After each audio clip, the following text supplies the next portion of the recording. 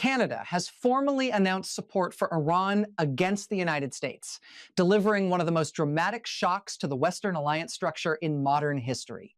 Prime Minister Mark Carney stepped before Parliament and declared that recent U.S.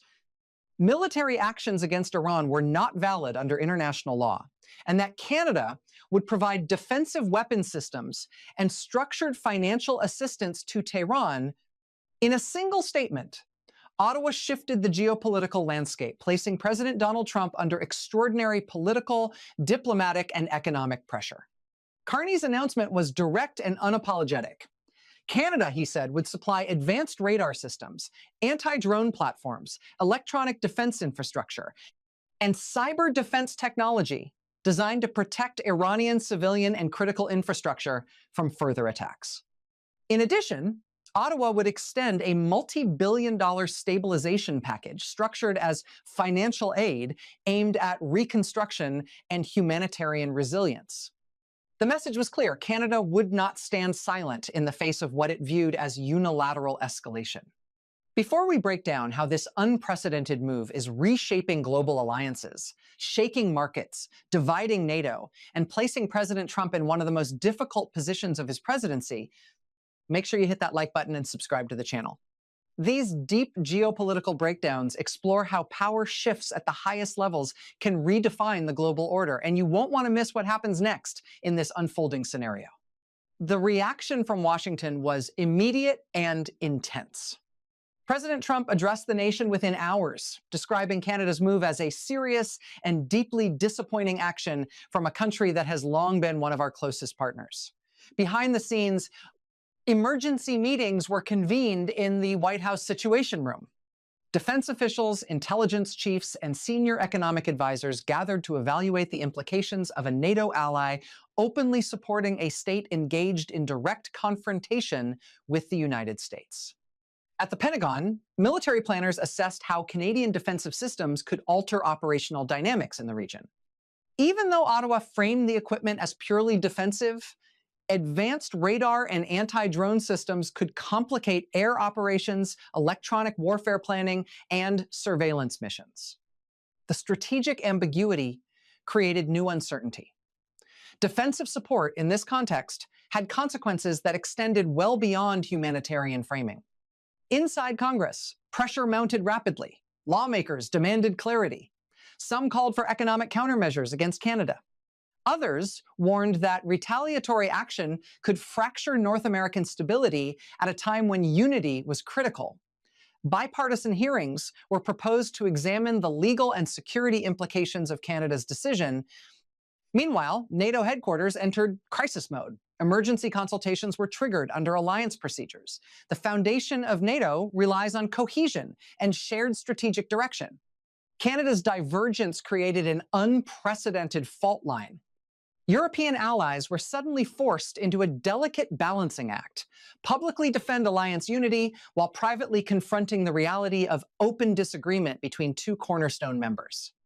Several European leaders issued cautious statements emphasizing restraint and dialogue. Privately, divisions emerged. Some governments quietly sympathized with Canada's emphasis on international law and proportionality. Others feared that visible cracks in NATO could embolden rival powers and weaken deterrence globally. Financial markets reacted with volatility. The Canadian dollar fluctuated sharply as investors weighed potential U.S. trade retaliation. U.S. defense stocks surged on expectations of prolonged instability. Oil prices climbed amid speculation that diplomatic fractures could spill into broader regional disruption. The economic stakes were enormous. The United States and Canada share one of the largest bilateral trade relationships in the world. Cross-border supply chains in automotive manufacturing, agriculture, energy, and technology are deeply integrated. Any escalation into trade retaliation risked significant economic fallout on both sides of the border. Trump now faced a multidimensional crisis. Domestically, critics argued that his foreign policy approach had alienated close allies. Supporters demanded strength, insisting that failure to respond decisively would undermine American credibility. The political landscape became increasingly polarized. At the same time, Mark Carney stood firm. In a follow-up address, he emphasized that Canada's support was not ideological alignment with Iran, but a principled stance against unilateral escalation. He framed the move as a stabilizing action designed to deter further expansion of conflict. Defensive support, he reiterated, is not aggression. In Tehran, officials welcomed the development as a diplomatic breakthrough. The announcement was portrayed as evidence that Western unity against Iran was weakening. Iranian leadership emphasized the defensive nature of the systems, positioning the support as validation of their narrative that external aggression required international pushback. Energy markets continued to fluctuate as analysts attempted to forecast second-order effects. If Washington imposed economic penalties on Ottawa, energy flows across North America could be disrupted. If tensions escalated within NATO, investor confidence could deteriorate across global markets. Within NATO's military command structure, operational coordination faced new sensitivities. Joint exercises, intelligence sharing protocols, and strategic planning discussions required recalibration. While no formal rupture occurred, the psychological shift was undeniable. Trust had been strained. The White House weighed several response options: economic tariffs on select Canadian goods, targeted restrictions on defense cooperation, diplomatic engagement to de-escalate rhetoric. Each option carried risks. A forceful response might restore deterrence optics but damage economic stability. A restrained response might preserve trade flows but appear weak. Trump's advisors debated intensely. Hardline voices argued that allowing a NATO member to materially assist an opposing state would set a dangerous precedent. Moderates warned that pushing Canada too far could drive further divergence and encourage other allies to question U.S. leadership. Public opinion surveys reflected growing division. In Canada, supporters praised Carney's independence. Critics warned of jeopardizing the country's most important alliance. In the United States, voters split along partisan lines regarding how aggressively to respond. The economic dimension deepened. Analysts warned that even symbolic tariffs could disrupt billions in annual trade. Supply chains already strained by global uncertainty could face new bottlenecks. Financial institutions adjusted risk models to account for prolonged diplomatic tension. Meanwhile, European capitals intensified quiet diplomacy. Back-channel conversations sought to prevent public escalation. Leaders emphasized that preserving alliance cohesion required dialogue rather than confrontation. China and other major powers observed closely. Strategic analysts in Beijing and Moscow evaluated whether NATO fragmentation presented opportunities in other theaters. The optics of allied disagreement reverberated far beyond the immediate crisis. Trump's political calculus grew more complex. With elections approaching, opponents framed the situation as evidence of declining American influence. Supporters emphasized the need to project unwavering strength. Carney's gamble was equally high stakes. By stepping into the conflict narrative, Canada elevated its global profile but exposed itself to potential economic retaliation. The decision redefined Canada's strategic identity from quiet ally to assertive actor. Energy traders continued to monitor developments.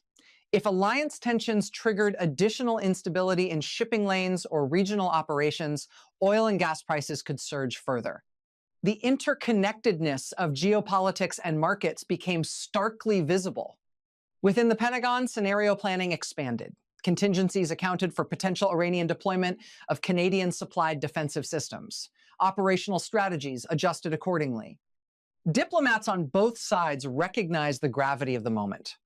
North American security architecture had been built over decades of trust and cooperation.